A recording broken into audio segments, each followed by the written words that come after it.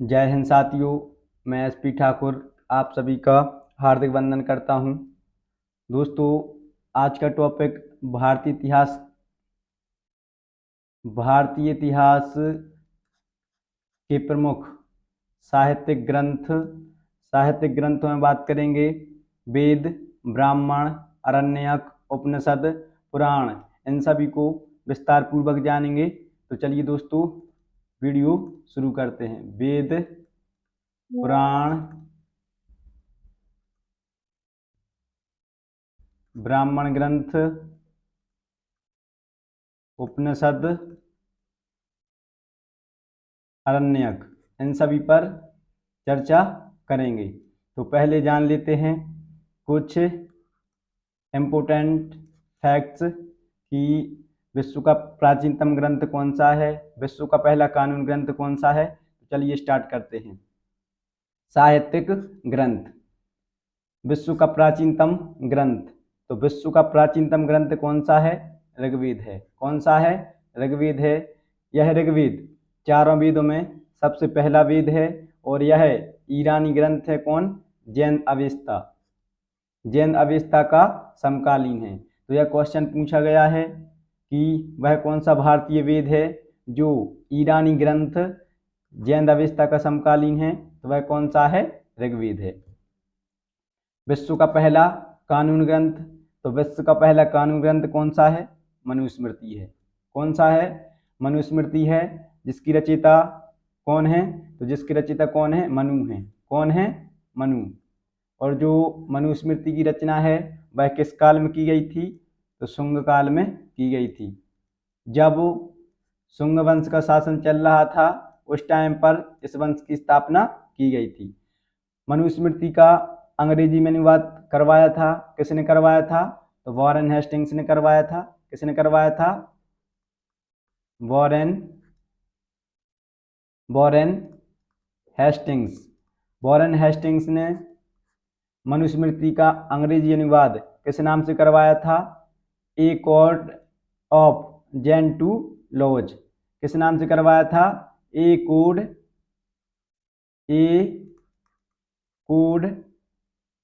Of Gentoo laws. इस नाम से किसका अनुवाद करवाया गया था? मनुस्मृति का अनुवाद करवाया गया था। इसके बाद में बात करते हैं विश्व का पहला व्याकरण ग्रंथ। तो विश्व का पहला व्याकरण ग्रंथ कौन सा है? अष्टाध्यायी है। जिसकी रचयिता कौन है? पाणिनि है। कौन है? पाणिनि। पाणिनि के द्वारा विश्व का पहला व्याकरण ग्रंथ लिखा गया था अष्टाध्यायी के नाम से। और किस भाषा में लिखा गया था? तो संस्कृत भाषा में लिखा गया था। जो विश्व का पहला व्याकरण ग्रंथ है अष्टाध्यायी, वह कौन सी भाषा में लिखा गया है? तो संस्कृत भाषा में लिखा गया है। विश्व का पहला ज्योतिष ग्रंथ, तो विश्व का पहला ज्योतिष ग्रंथ कौन सा है? वेदांग ज्योतिष है। कौन सा है दोस्तों? वेदांग ज्योतिष है। जिसकी रचना किसने की थी? तो मगध मुनि। मगध मुनि के द्वारा विश्व का पहला ज्योतिष ग्रंथ लिखा गया था। इसके बाद में भाषा शास्त्र संबंधी प्राचीनतम ग्रंथ। तो भाषा शास्त्र संबंधी प्राचीनतम ग्रंथ किसके द्वारा लिखा गया था? यास्क के द्वारा लिखा गया था। किसके द्वारा लिखा गया था? यास्क के द्वारा लिखा गया था। और किस नाम से लिखा गया था? तो निरुक्त नाम से लिखा गया था। तो भाषा शास्त्र संबंधी प्राचीनतम ग्रंथ कौन सा है? निरुक्त है। कौन सा है? निरुक्त है। जिसकी रचना किसने की थी? यास्क महोदय ने की थी। विश्व का सबसे बड़ा ग्रंथ, तो विश्व का सबसे बड़ा ग्रंथ कौन सा है? महाभारत है। कौन सा है? महाभारत है। जिसकी रचना किसने की थी? महर्षि वेदव्यास ने की थी। किसने की थी दोस्तों? महर्षि वेदव्यास ने। महर्षि वेदव्यास ने महाभारत की रचना किस नाम से की थी? तो जय संहिता के नाम से की थी। जय संहिता। तो महाभारत का मूल नाम क्या है? जय संहिता है। जिसकी रचना किसने की थी? महर्षि वेदव्यास ने की थी, जो कि विश्व का सबसे बड़ा ग्रंथ है। बात करते हैं कि महाभारत में कुल कितने अध्याय हैं? तो 18 अध्याय हैं। कितने अध्याय हैं? 18 अध्याय हैं। जब इसमें श्लोकों की संख्या 8800 थी तब इसे क्या कहते थे? जय संहिता कहते थे। जब श्लोकों की संख्या जय संहिता कहते थे। जब श्लोकों की संख्या 24,000 हुई तो इसका नाम क्या पड़ा? भारत। क्या नाम पड़ा था? भारत पड़ा था। और जब श्लोकों की संख्या 1,00,000 हुई थी तब इसे सतसहस्त्र संहिता या महाभारत नाम पड़ा था। तो ये आप याद रखोगे कि जब श्लोकों की संख्या 8,800 थी तब जय संहिता, जब 24,000 श्लोकों की संख्या हुई तब इसका नाम भारत, और जब श्लोकों की संख्या 1,00,000 हुई तब इसका नाम क्या पड़ा था? महाभारत पड़ा था, या इसको ही क्या बोलते हैं? सत सहस्त्री संहिता बोलते हैं। ठीक है। इसके बाद में महाभारत का फारसी में अनुवाद करवाया था, अकबर ने करवाया था, क्योंकि अकबर ने एक अलग से फारसी अनुवाद विभाग की स्थापना कर दी थी भारतीय ग्रंथों का फारसी में अनुवाद करने के लिए। तो महाभारत का फारसी अनुवाद क्या कहलाता है? रजनामा कहलाता है। क्या कहलाता है? रजनामा कहलाता है। ये आप याद रखोगे। और अनुवादन किसने किया था? तो बदायूनी ने किया था। किसने किया था? बदायूनी ने।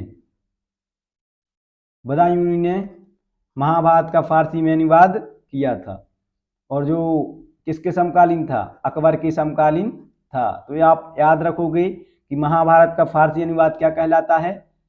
रजनामा कहलाता है। जिसका अनुवाद किसने किया था? तो बदायूनी ने इसका अनुवाद किया था। दोस्तों, जो श्रीमद् भागवत गीता है वह महाभारत का एक भाग है। जो श्रीमद् भगवत गीता है ना,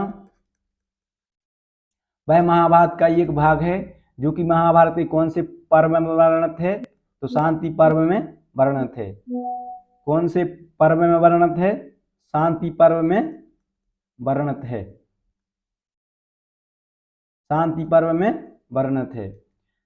जो भगवत गीता का अंग्रेजी में अनुवाद किया गया था वह किसके द्वारा किया गया था? चार्ल्स विल्किंस के द्वारा किया गया था। Charles Wilkins.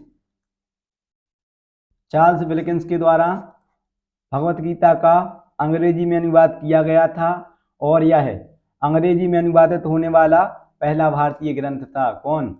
भगवत गीता, जो महाभारत के शांति पर्व में वर्णित है। महाभारत का ही एक भाग है, जिसका सर्वप्रथम अंग्रेजी में अनुवाद किसने किया था? चार्ल्स विल्किंस के द्वारा किया गया था। बात करें कि सर्वाधिक भाषाओं में अनुवादित होने वाला ग्रंथ कौन सा है, कि जिसको सभी भाषाओं में अनुवादित किया गया है, तो वह ईसाइयों का प्रमुख ग्रंथ बाइबल है। बाइबल सर्वाधिक भाषाओं में अनुवादित होने वाला ग्रंथ है। अब बात करते हैं कि हमारे प्यारे भारत देश में सर्वाधिक पढ़ा जाने वाला ग्रंथ कौन सा है। तो हमारे भारत में सबसे ज़्यादा पढ़ा जाने वाला ग्रंथ कौन सा है? अपना श्री रामचरितमानस। रामचरितमानस भारत में सर्वाधिक पढ़ा जाने वाला ग्रंथ है, जिसकी रचना किसके द्वारा की गई थी? तो गोस्वामी तुलसीदास के द्वारा की गई थी। किसके द्वारा की गई थी? गोस्वामी तुलसीदास के द्वारा की गई थी। और जो गोस्वामी तुलसीदास हैं वह किसके समकालीन थे? तो अकबर के समकालीन थे। अब इसके बाद में बात करें रामायण। तो रामायण के रचयिता कौन है? महर्षि वाल्मीकि।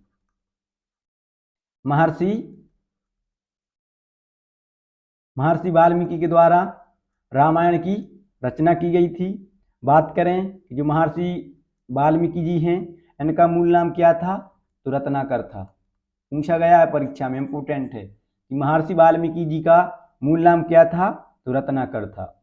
बात करें कि रामायण में कुल कितने कांड हैं? तो कांडों की संख्या कितनी है? 7। रामायण में कुल कितने कांड हैं? तो कांडों की संख्या कितनी है? 7 है। अब बात करते हैं वैदिक ग्रंथों की। तो वैदिक ग्रंथों के क्रम से भी क्वेश्चन पूछा जाता है, तो ये आप याद रखोगे, वैदिक ग्रंथों का क्रम।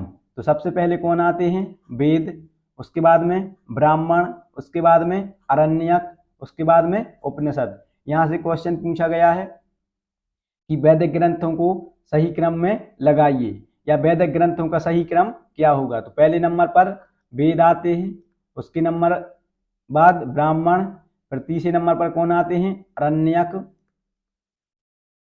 और चौथे नंबर पर कौन आते हैं, उपनिषद। चौथे नंबर पर क्या आते हैं, उपनिषद आते हैं। तो ये क्रम आप याद रखोगे। अब बात करें सर्वप्रथम वेद।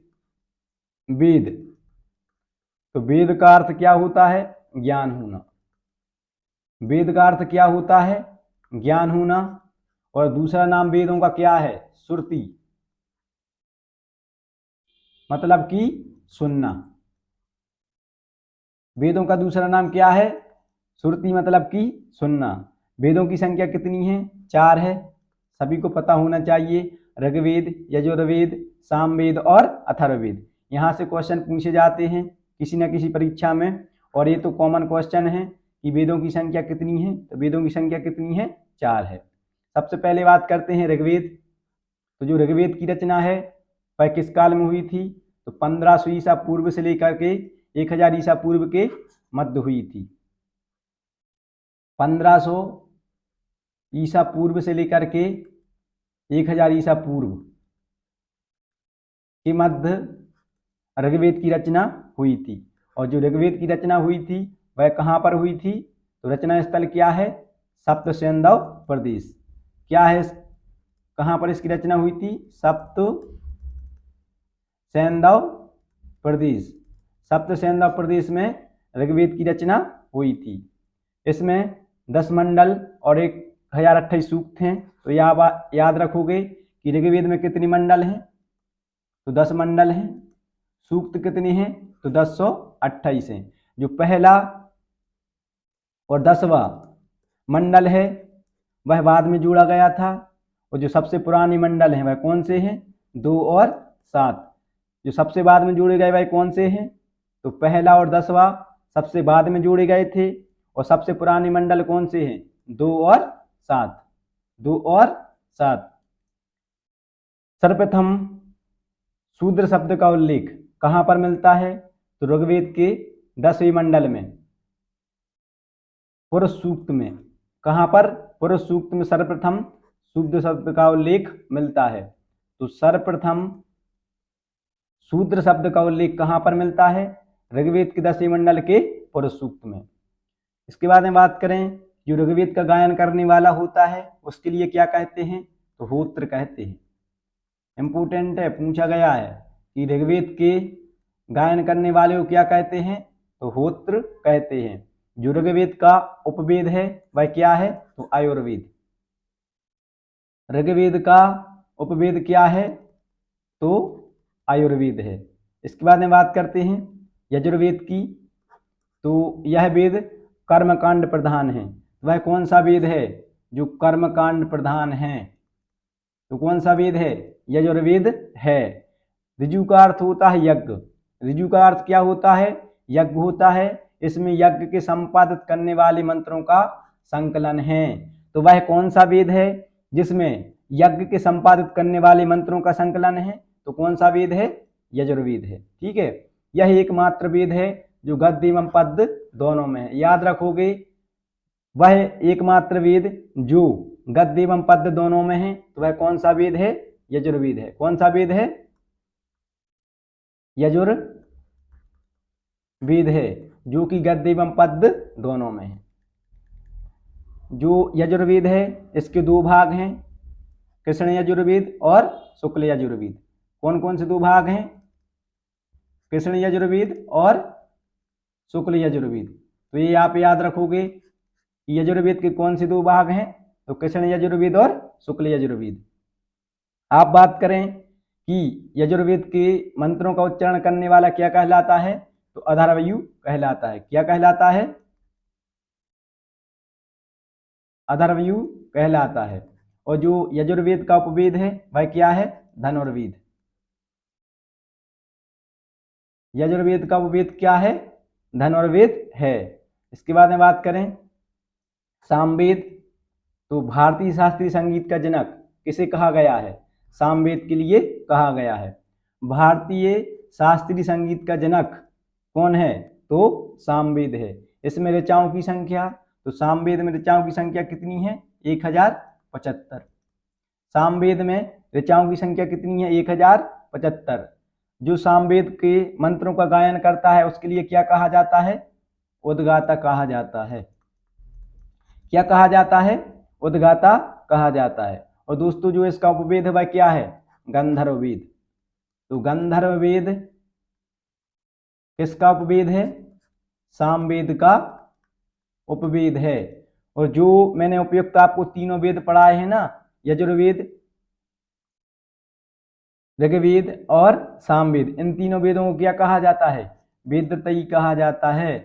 ये भी क्वेश्चन पूछा गया है कि निम्नलिखित में से कौन सा वेद वेदत्रयी के अंतर्गत नहीं आता है? तो कौन सा नहीं आता है? अथर्ववेद नहीं आता है। कौन कौन से वेद वेदत्रयी के अंतर्गत आते हैं? तो आपका हो गया ऋग्वेद, यजुर्वेद और सामवेद।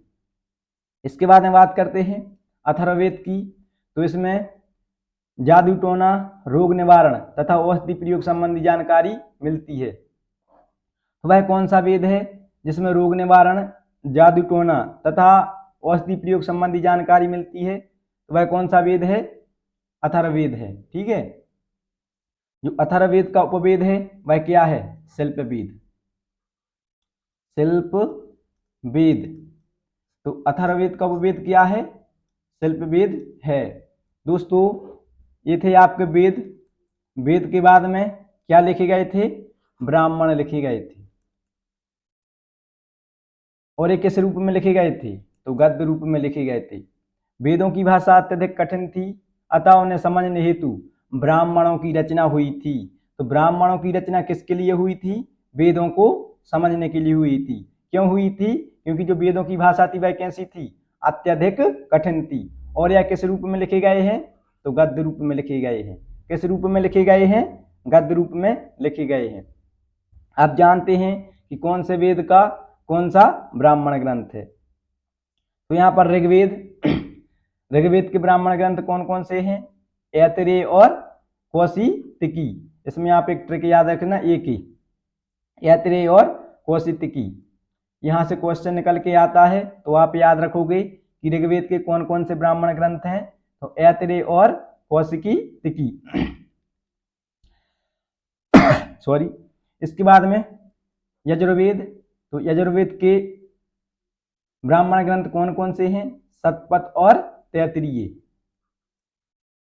शतपथ और तैत्तिरीय ये किसके ब्राह्मण ग्रंथ हैं? यजुर्वेद के ब्राह्मण ग्रंथ हैं। एसटी याद रख लेना। इसके बाद में सामवेद। तो सामवेद के ब्राह्मण ग्रंथ पंचविश, षड्विश और तारण्ड, ये भी पूछे गए हैं। इसके बाद में अथर्ववेद। तो अथर्ववेद के ब्राह्मण ग्रंथ कौन कौन से हैं? तो गोपथ। अथर्ववेद का ब्राह्मण ग्रंथ क्या है? तो गोपथ है। ठीक है। इसके बाद में वेद हो गए आपके ब्राह्मण। उसके बाद में अरण्यक। अरण्यकों की रचना हुई थी। और अरण्यक क्या थे? अरण्यक किसका पर्यायवाची है? जंगल का पर्यायवाची है, वन का। तो ये तप पर बल देती थी। तो तप पर बल कौन देते थे? अरण्यक देती थी। अब बात करते हैं उपनिषद की। अरण्यक के बाद में उपनिषदों की रचना होती है। तो जो भारत में दर्शन की उत्पत्ति हुई है वह इन्हीं ग्रंथों से हुई है।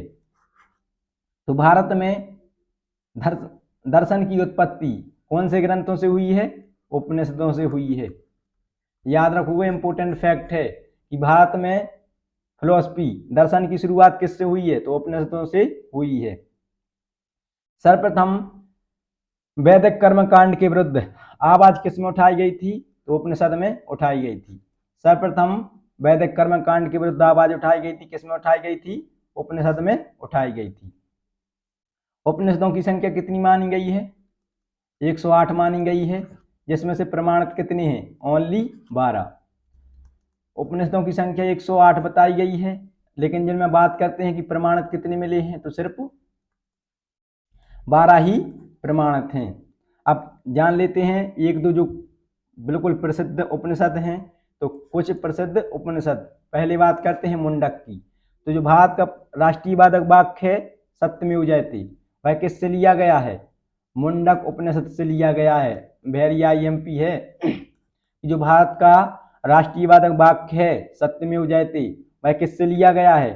तो मुंडक उपनिषद से लिया गया है। इसके बाद में ये भी पूछ लेते हैं कभी कभार कठ, तो कठ उपनिषद में यम और नचिकेता की कहानी वर्णित है। तो कौन से उपनिषद में यम तथा नचिकेता की कहानी वर्णित है? कठ उपनिषद में। इसके बाद में दर्शन ग्रंथ, ये भी जान लेते हैं। दर्शन ग्रंथ, तो दर्शन ग्रंथों की कुल संख्या कितनी है? 6। दर्शन ग्रंथों की कुल संख्या कितनी है? 6। अब देख लेते हैं कौन कौन से दर्शन ग्रंथ हैं और उनके लेखक कौन कौन हैं। तो सांख्य दर्शन, सांख्य दर्शन की जो लेखक हैं वह कौन है? कपिल मुनि हैं। सांख्य दर्शन को किसने लिखा था? कपिल मुनि के द्वारा लिखा गया था, जो कि विश्व का प्राचीनतम दर्शन ग्रंथ है। तो विश्व का प्राचीनतम दर्शन ग्रंथ किसके द्वारा लिखा गया था? कपिल मुनि के द्वारा लिखा गया था। किस नाम से? सांख्य नाम से। न्याय, तो न्याय के कौन है? अक्षपाद गौतम। न्याय के कौन है? अक्षपाद गौतम। न्याय दर्शन को किसने लिखा है? अक्षपाद गौतम के द्वारा लिखा गया है। योग, योग को पतंजलि ने लिखा है। ठीक है। वैशेषिक, वैशेषिक को उलूक कणाद के द्वारा लिखा गया है। किसके द्वारा? उलूक कणाद के द्वारा वैशेषिक दर्शन को लिखा गया है। इसी दर्शन में सर्वप्रथम अणुवाद की उत्पत्ति को दर्शाया गया है। तो विश्व में अणुवाद की उत्पत्ति किस दर्शन में है? वैशेषिक में है, जो किसके द्वारा लिखा गया है? उलूक कणाद के द्वारा लिखा गया है। इसके बाद में पूर्व मीमांसा, तो इसको जैमिनी ने लिखा था। पूर्व मीमांसा को किसने लिखा था? जैमिनी ने लिखा था। उत्तर मीमांसा को बादरायण ने, बादरायण के द्वारा लिखा गया था। ये थे आपके दर्शन ग्रंथ। अब बात कर लेते हैं पुराण।